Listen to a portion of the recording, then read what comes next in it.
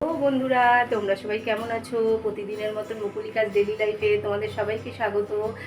আজ অফিস বেরোবো, তাড়া আছে। প্রত্যেক দিনই তাড়া থাকে, রোজ ব্লগ দিতে পারি না গো, তার জন্য সরি। আমি সপ্তাহে দুদিন আনার চেষ্টা করি ব্লগ, কেন সকালবেলা উঠে না খুব তাড়া থাকে, বিশ্বাস করো। তা সব কাজ ঘরে সেরে রান্না সেরে বেরোতে গেলে তখন না ভিডিওটা করা হয় না।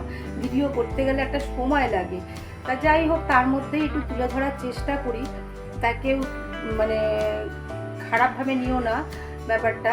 তা আমার সময়ের অভাবে আমি দিতে পারি না, এটাই আর কি। চলো আজকে রান্না করবো শাটিন মাছ। শাটিন মাছ আমার ভীষণ ফেভারিট মাছ, একটা মিষ্টি মাছ সমুদ্রের।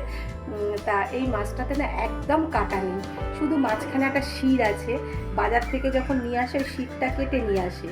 তা আমার খুব পছন্দ, আমার ভালো লাগে মাছটা খেতে। সর্ষে দিয়ে করব। চলো কিভাবে করি আর মাছটা তোমাদের সামনে একটু তুলে ধরি। মাছটা বেশি বড় না, ছোট, কেন আমরা দুজন মানুষ, তাতে ছোটই মাছ নিয়ে এসছে। চলো মাছটা দেখাই তোমাদেরকে। দেখো শাটিন মাছ, একটু আগে তোমাদের কাছে বললাম, এই দেখো মাঝে শিটটা ফেলে এনেছে, আমি বারবার দেখাচ্ছি তোমাদেরকে। এই যে লাল রঙের এটা আছে না, খয়েরিটা, এটাই আমার খেতে বেশি টেস্ট লাগে। ইলিশ মাছেরও কিন্তু এইরকম আছে, তা ওই জন্যই আমি এই মাছটাকে বেশি ভালোবাসি। তা যাই হোক চলো।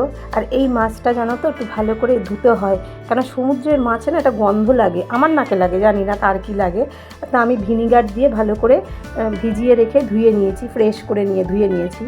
তা চলো মাছটার গায়ে নুন হলুদ মাখিয়ে, তেল অলরেডি গরম বসিয়ে দিয়েছি, গরমটা অনেকটাই হয়ে গেছে। তা নুন হলুদ মাখাচ্ছি, এক হাতে যেহেতু ক্যামেরা, তা আর এক অন্য হাত দিয়ে আমি মাছটা মাখছি। যাই হোক চলো দেখতে থাকো বন্ধুরা।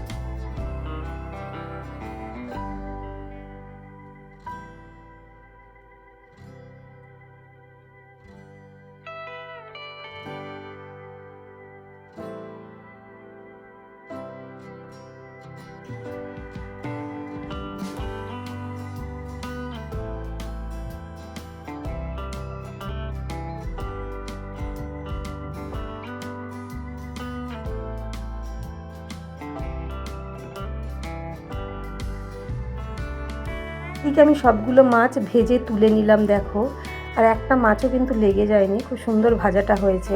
তারপর আমি একটু কালো জিরে ফোড়ন দিলাম, ফোড়ন দিয়ে আমি এখানে দেব টমেটো। তা টমেটোগুলো আমি ছোটো ছোটো করে কেটে নিয়েছিলাম আর কি। তা ভালো করে টমেটোটাকে একটু ভেজে না নিলে পেস্টটা ভালো হবে না, অনেক সময় টমেটোগুলো চেয়ে চেয়ে থাকে, দেখতে বাজে লাগে। তা আমি যেহেতু এখানে সর্ষে দিয়ে করব, ওই জন্য আমি পেঁয়াজ দিইনি, আমি এখানে রসুন দিয়েছি। রসুন আর সর্ষে আর টমেটো দিয়েই মাছটা করব, কাঁচা লঙ্কা দিয়ে ধনেপাতা দিয়ে। তা বন্ধুরা, এই আমি এদিকে টমেটোটা ভালো করে ম্যাশড করে নিলাম, তারপরে রসুনটা দিয়ে একটু ভাজা ভাজা করে নিচ্ছি। তারপরে চলো কি করি দেখতে থাকো।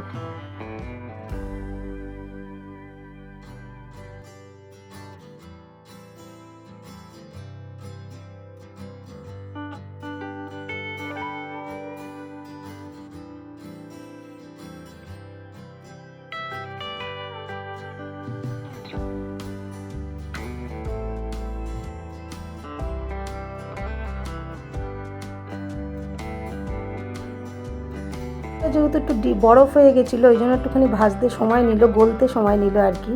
তারপর আমি যেটা মশলা পেস্ট করে রেখেছিলাম, যেটা সবাই জানে কমন, জিরে হলুদ লঙ্কার গুঁড়ো, তা ওটাকে একটু জলে ভিজিয়ে রেখেছিলাম। তা ওটা দিয়ে নুন দিয়ে মশলাটা এবার আমি ভালো করে কষিয়ে নিচ্ছি।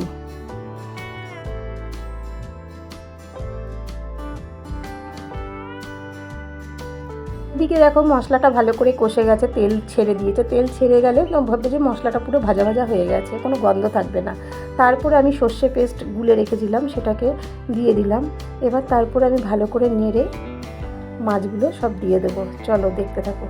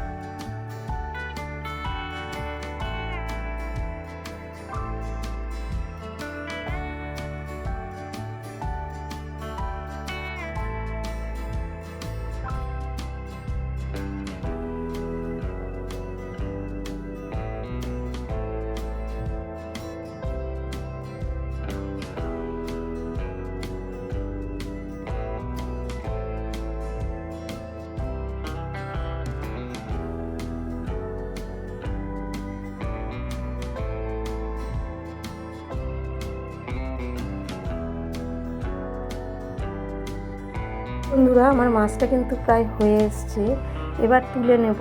আর আমি গ্রেভি রাখবো না, মানে এইটুক গ্রেভি রাখবো আর কি, আর ঝোলটা টানাবো না, এইটুক না রাখলে খাওয়া যাবে না। তাই এবার আমি তুলে নিচ্ছি মাছগুলো একটা প্লেটে।